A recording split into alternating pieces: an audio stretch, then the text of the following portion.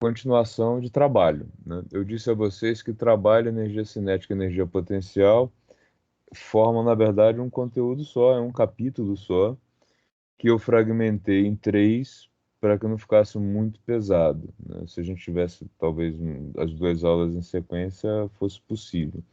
Mas os exercícios, tudo só começa a fazer mais sentido quando a gente junta as três coisas, tá?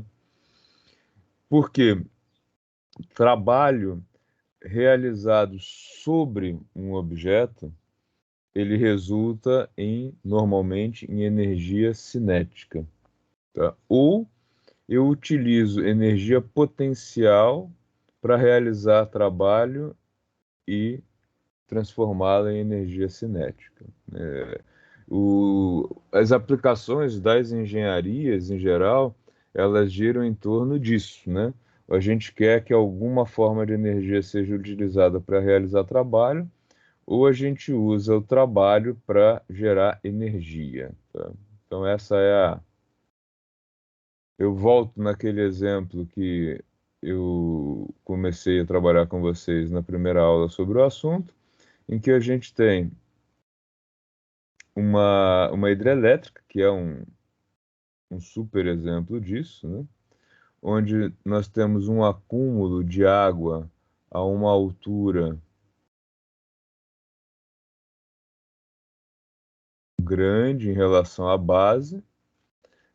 Este acúmulo de água com altura, ele representa um acúmulo de energia potencial gravitacional. Ah, agora que o Daniel chegou. Daniel, pode falar bom dia, família, viu? Eu deixo. Fala nada, aí, ó. Tá dormindo mesmo. Bom dia, professor. Bom dia, Bom, família. Tamo Essa, junto aí, ó. essa sua voz de sono significa que você tá embaixo do cobertor com o celular, não é isso? É nada, tô com febre, É mas mesmo? eu fui no médico, a minha garganta tá inflamada, e aí me Ah, dá bom. febre, né? Aí eu fui no médico, ele falou que não é Covid não, é a garganta inflamada mesmo. Ainda bem, né? É, Ainda bem, estima melhoras. Então, pessoal, a gente acumula energia potencial com a altura da água. Na medida em que a água desce, ela vai ganhando o que a gente vai ver agora, que é energia cinética. E lá na turbina, essa energia cinética vai ser utilizada para realizar trabalho, e esse trabalho é que vai gerar energia elétrica, tá? Que vai transformar. Então a gente tem aqui um processo de transformação que começa na energia potencial gravitacional e finaliza na energia elétrica chegando aí nas linhas de transmissão, tá? Então a gente viu primeiro, né, começamos pelo trabalho e agora a gente vai ver o que é energia cinética e o que é a energia potencial gravitacional, fechando esse ciclo aí que é muito importante para a gente conseguir entender o funcionamento dos sistemas energéticos, tá? Vamos começar por um exemplo muito trivial do nosso cotidiano. Eu pego um objeto, solto e ele cai até chegar na Terra, né? Ele desce ganhando velocidade e perdendo altura, né? Então, nesse processo, ele tem uma trajetória que tem a mesma direção e sentido da força que atua sobre ele. E aí, a gente vai ver o seguinte, ó. Qual foi o trabalho realizado sobre esse objeto? Força, distância, cosseno do ângulo entre a força e a distância, ou seja, massa, gravidade vezes altura, né? Então, o trabalho realizado sobre um objeto no processo de queda livre, ele é mgh. Se nós usássemos aí a cinemática para calcular a velocidade final desse objeto usando o Torricelli, a gente chega no resultado que o quadrado da velocidade final é 2 vezes gh. Ou seja, quando eu junto essas duas pontas aqui, eu vejo que o trabalho, né, realizado pela força gravitacional para trazer um objeto para o solo, ele é igual a metade da massa do objeto vezes a velocidade ao quadrado. Então, é só juntar as duas equações, e é por isso, dentre outros motivos, que define-se a energia cinética de movimento como sendo um meio da massa pela velocidade ao quadrado. Tá? Essa é a definição de energia de movimento, né? Cinética, cine vem de movimento, né? A gente vai trabalhar com K como energia cinética e às vezes com EC, mas o problema do EC é que ele confunde com energia no ponto C, tá? Então eu prefiro trabalhar com esse K maiúsculo, né? E quando o objeto é lançado para cima, o que que acontece, né? Na descida, a energia, o trabalho realizado pela força-peso vai sendo convertido, né, vai sendo transformado em energia cinética, energia de movimento. E ao contrário, quando eu jogo o objeto para cima, ele sai com uma velocidade e chega com uma velocidade zero. Sai com uma velocidade diferente de zero, quanto maior, mais alto ele vai, e chega lá em cima, ele para de subir quando a velocidade dele zero. Só que notem que agora a força-peso aponta para baixo e o deslocamento para cima, né? Então a gente tem uma defasagem de 180 graus, o que vai fazer com que o trabalho realizado pela força-peso seja negativo, né? Já que cosseno de 180 graus é igual a -1. Tá?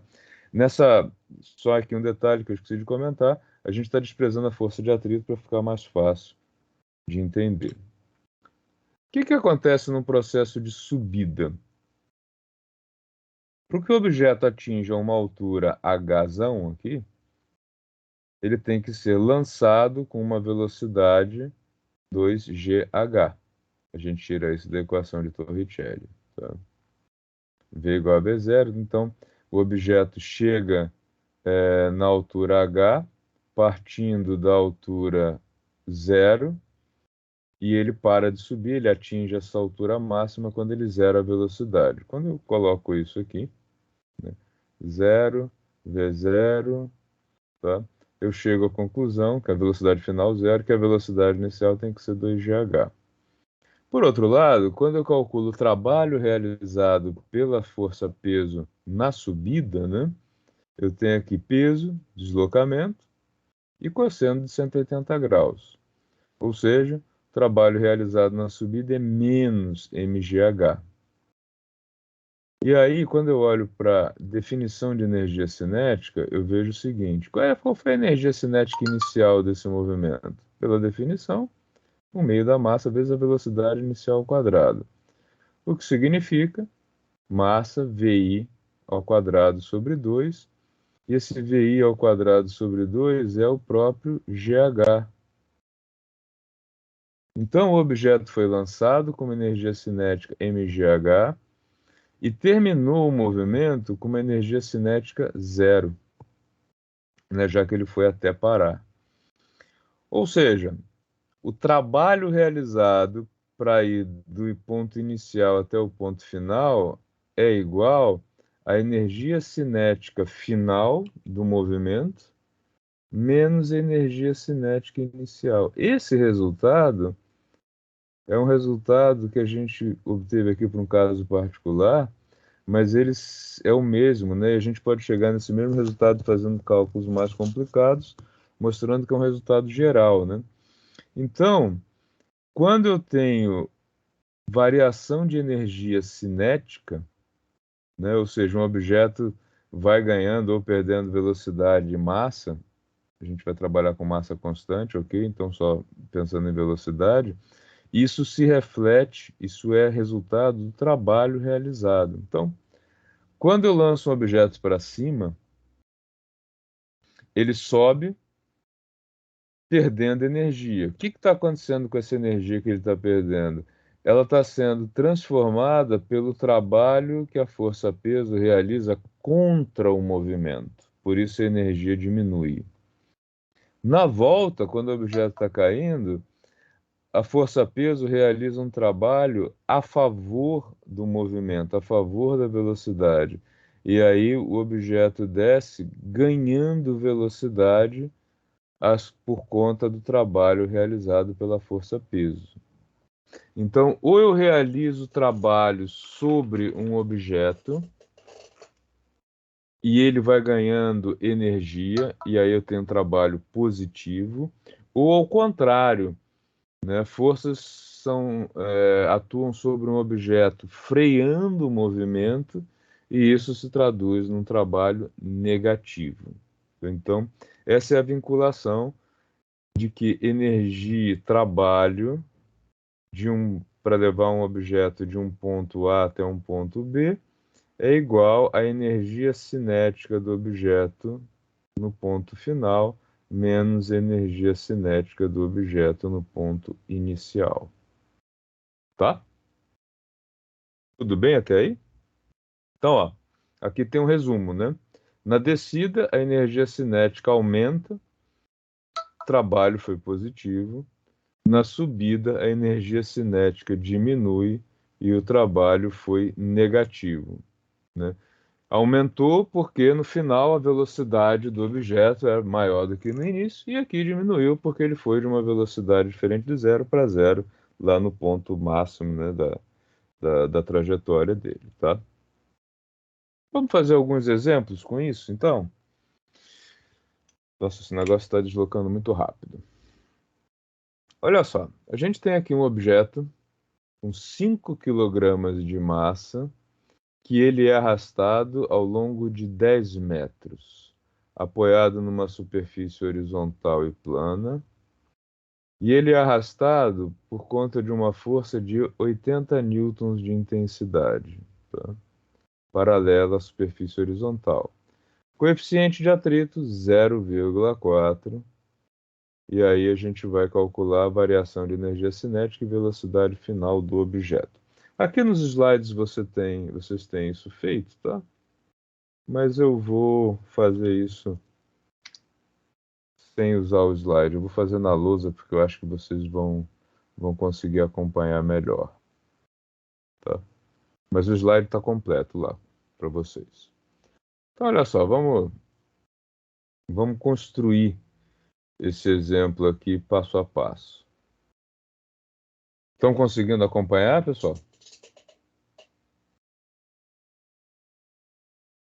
Nem responde, olha lá. Todo mundo dormindo. Tranquilo? Tá bom.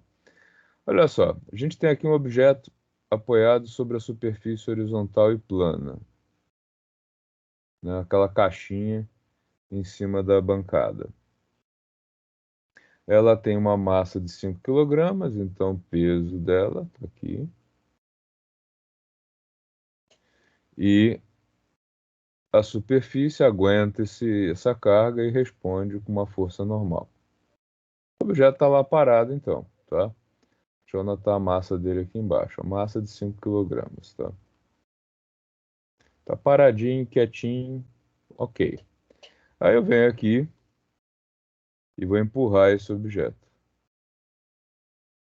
Força aplicada. Como resultado dessa força aplicada, também vai surgir aqui a força de atrito, que se opõe ao movimento.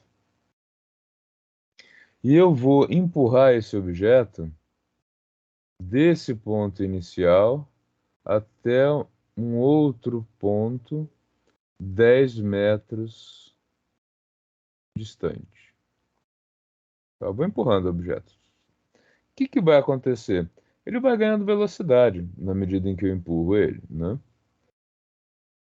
Os dados que nós temos aqui é que o objeto é empurrado com uma força de 80 newtons e que o coeficiente de atrito entre o objeto e o solo é de 0,4.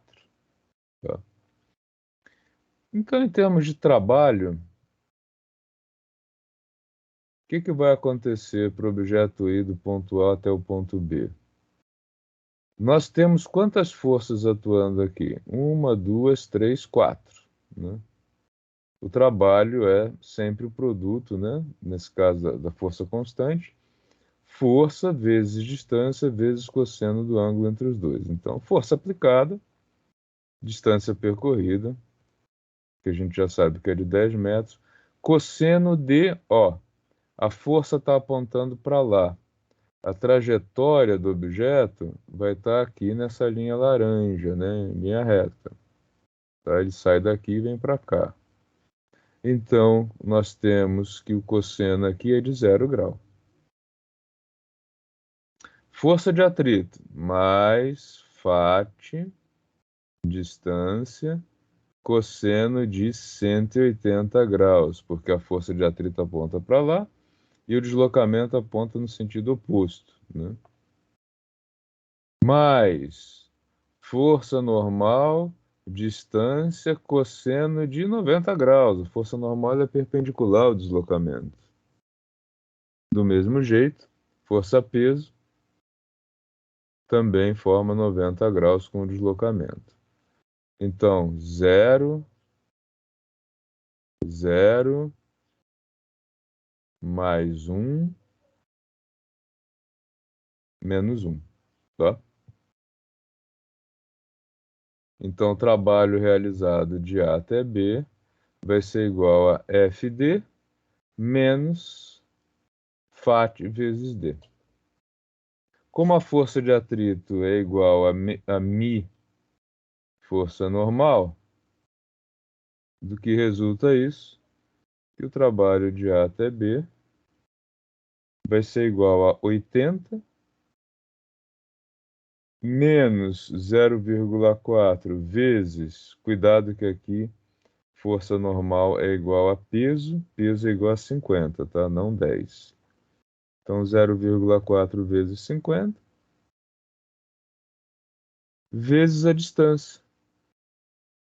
Ele foi empurrado por 10 metros.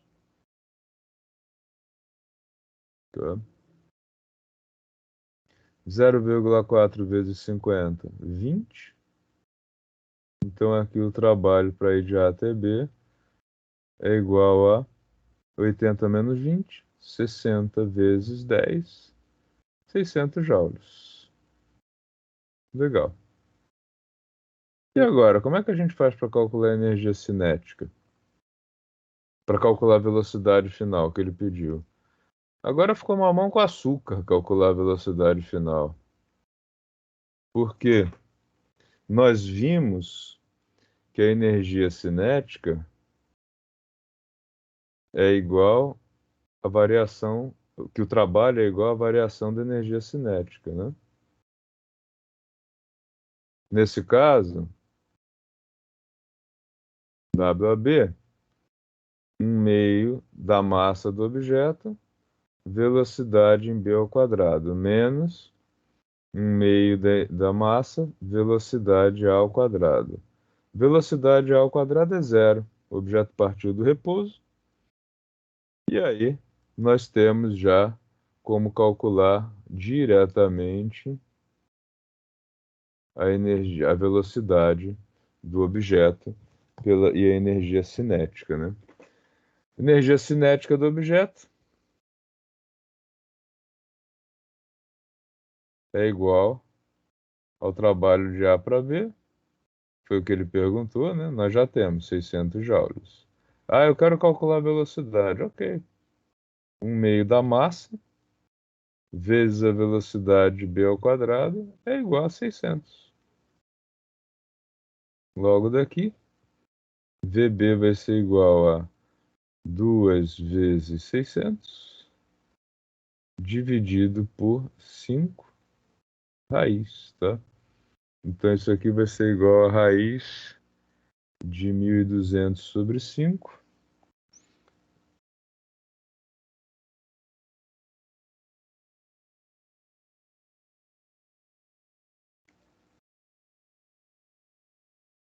Ou seja, a velocidade que o objeto vai atingir é de aproximadamente 15,5 metros por segundo, tá?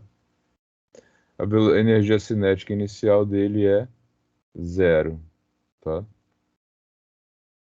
Tudo bem, gente? Conseguiram? Tá todo mundo tão calado. Conseguiram acompanhar esse exemplo um?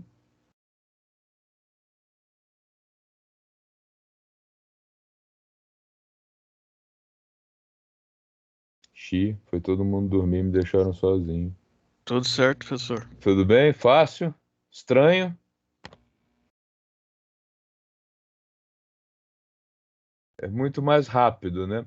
Se vocês quisessem fazer o cálculo usando o Torricelli, daria sim, tá? Daria muito mais trabalho também, mas eu vou fazer para a gente ver que o resultado chega no mesmo, tá? Então, se a gente fosse fazer isso usando o Torricelli, vou chamar aí de uma solução 2, tá? Como é que seria feito esse cálculo da velocidade? Nós teríamos que fazer o seguinte, ó. Tá? Se meu objetivo fosse calcular a velocidade final, eu usaria isso aqui, v final ao quadrado, já vou colocar o termo b, a e b, tá? vb ao quadrado igual a va ao quadrado mais duas vezes a aceleração vezes a distância de A até B. A gente sabe que o VA é zero, a gente sabe que a distância é 10, a gente não tem aceleração. Força resultante é igual a massa vezes a aceleração, segundo a lei de Newton. Neste caso, a força resultante vai ser o quê? A força aplicada menos a força de atrito, já que normal e peso se anulam.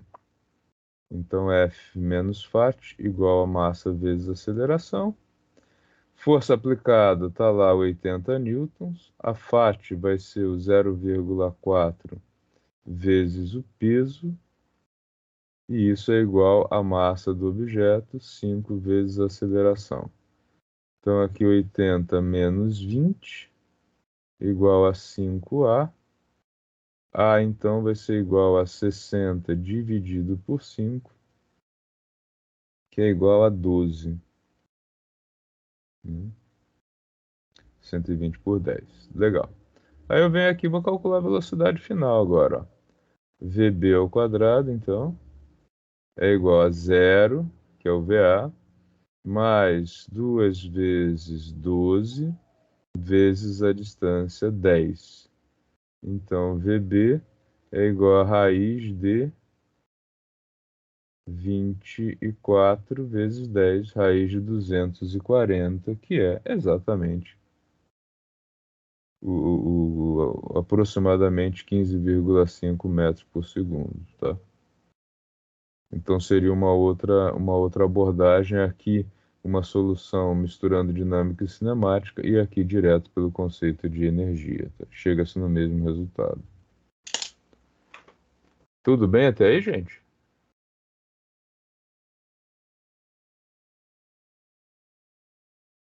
Qual das duas soluções vocês preferem?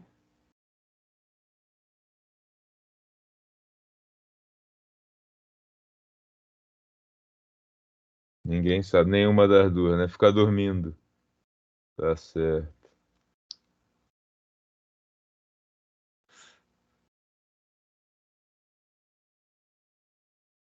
Vamos para o exemplo 2, que está lá nos slides. Está aqui no slide também, vocês têm ó, esse passo a passo, tá? Mostrando como é que faz o cálculo e que a gente chega no mesmo resultado.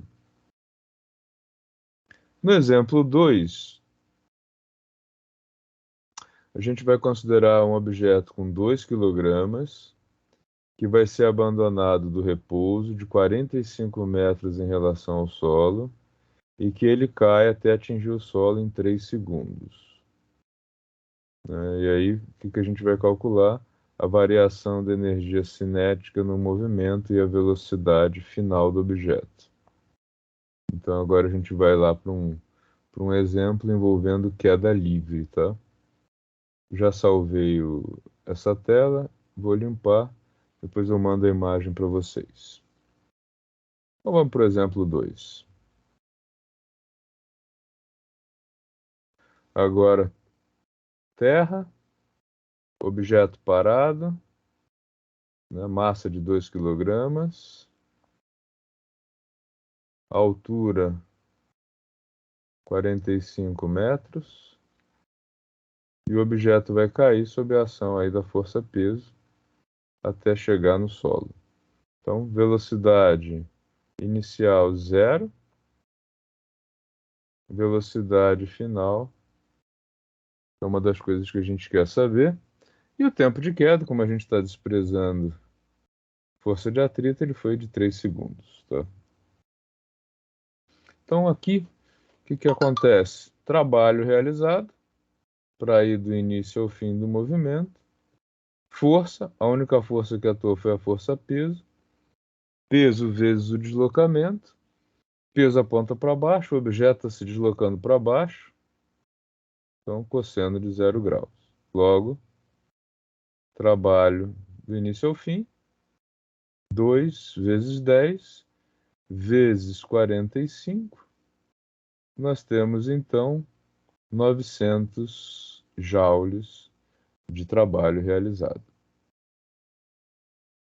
Energia cinética inicial, 0, né? Porque é 1/2 da massa, vezes V0 ao quadrado, V0 é 0, então ele começou com 0 joules de energia cinética.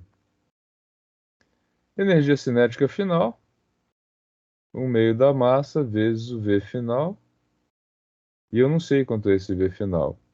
Mas eu sei que o trabalho de I para F é igual à energia cinética final menos a inicial. Então está resolvido. 900 joules é igual a 1/2 da massa, 2, velocidade final ao quadrado, menos a energia cinética inicial, que é 0.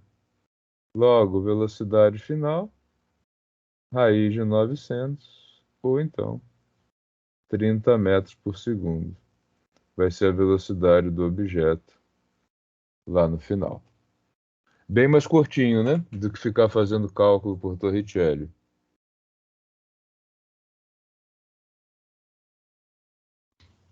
Sim. Esse silêncio me assusta.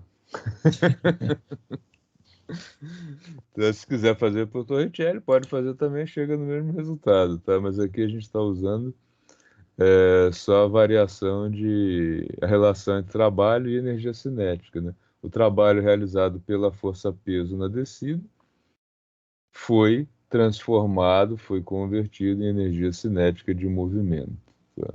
Então tá aí o exemplo 2, deixa eu salvá-lo aqui. Também lá no slide vocês têm ele, acho que até mais detalhado do que eu fiz aqui. Então, exemplo 2.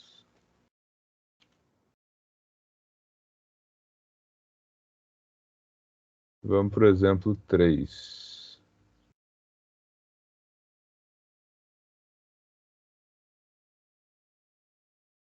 No exemplo 3,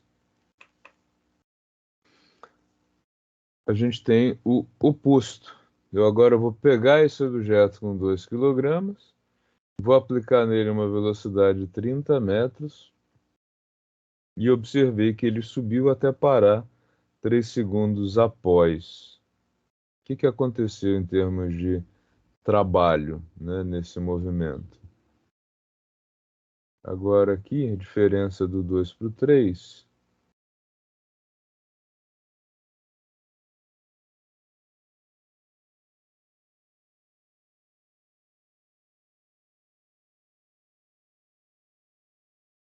É que ao invés dele descer, ele vai subir. Então, a velocidade inicial agora está aqui embaixo e a final está aqui em cima. Tá? Os mesmos 45 metros, o mesmo objeto. Então, exemplo 3. Só que agora lá no lançamento, ele parte com uma velocidade inicial de 30 metros por segundo e ele vai subir até parar com uma velocidade final de 0 metros por segundo. Na subida, eu tenho agora uma diferença que é a seguinte: o peso aponta para baixo e o deslocamento aponta para cima. Então tem uma defasagem de 180 graus. Ou seja, o trabalho de I para F agora, ele é igual a peso, deslocamento, cosseno de 180 graus. Então, trabalho IF menos peso, 20 vezes 10, deslocamento, 45 metros. Então, o trabalho vai ser de menos 900 joules.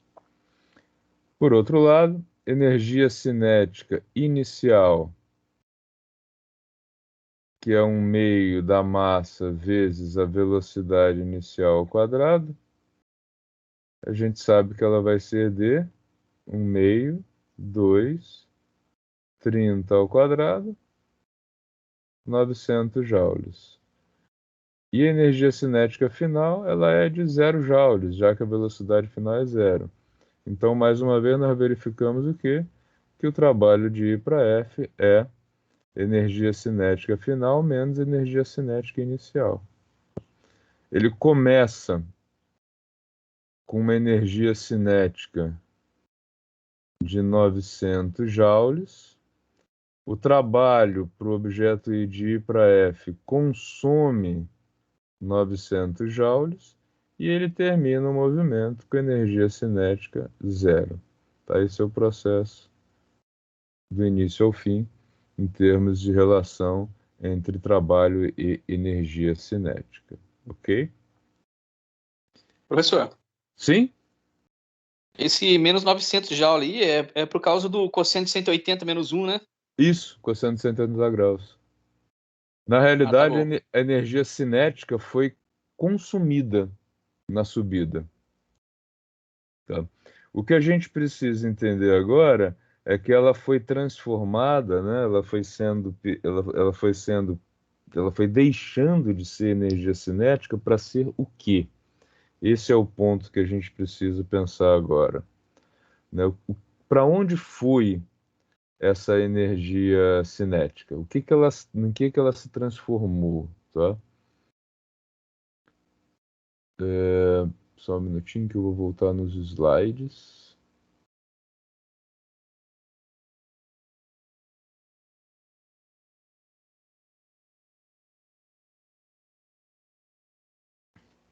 Então aqui vocês têm em detalhes tudo isso que eu fui mostrando, blá blá blá.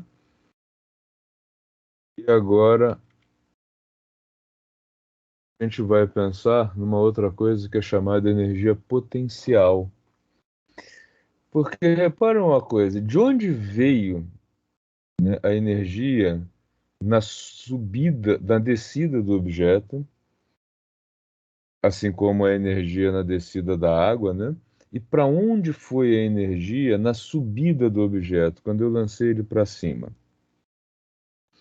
A gente trata isso introduzindo o conceito, introduzindo a definição de energia potencial. Nesse caso, né, nesses dois exemplos, vai ser potencial gravitacional, tá? O que é essa energia potencial gravitacional? Eu noto que o objeto sobe, perdendo velocidade e ganhando altura. E ao contrário, ele desce perdendo altura e ganhando velocidade. A energia potencial gravitacional, ela é definida, então, existem vários tipos de energia potencial, tá? Aqui a gente está falando da gravitacional. Ela é definida como esse produto aqui, massa, gravidade e altura. Então, agora o ciclo fica um pouco mais fechado, né? Em que a gente pensa no seguinte, ó, o objeto está lá em cima, né? Ele vai ser abandonado. Naquele momento em que ele é abandonado, ele tem zero velocidade, zero energia cinética, mas ele tem energia potencial gravitacional. Daí ele vai descer, perdendo altura, perdendo energia cinética e ganhando velocidade. Então, ele tem lá energia potencial e energia cinética. O que ele faz na descida? Ele vai esvaziando a energia potencial e enchendo a cinética. Quem faz esse processo é o trabalho realizado sobre ele. E na subida, a gente lança o objeto com energia cinética, que ele vai perdendo na medida em que ele sobe, e ele vai ganhando energia potencial. Quem faz essa transformação? O trabalho. Então, o trabalho transforma energia potencial em cinética ou energia cinética em potencial. Tá? No caso, a gente está usando o potencial da natureza, o potencial gravitacional. Tá? E a soma das duas energias, cinética e potencial, é o que nós chamamos de energia mecânica. Ok? Então, energia mecânica é a soma das energias de movimento e da energia potencial. E nos sistemas em que a gente pode desprezar ou desconsiderar as transformações de energia mecânica em outras formas de energia, a gente diz que ela é conservada, que ela se mantém constante ao longo de todo o processo. Por exemplo, no caso da energia que vai sendo convertida em outras formas de energia devido ao atrito, o que acontece no processo de subida ou descida? O objeto não atinge a altura que atingiria se desprezasse o atrito. Por quê? Porque ele aqueceu. De onde veio essa energia térmica? Foi energia mecânica que foi convertida em energia térmica. Dependendo do objeto, ele faz barulho.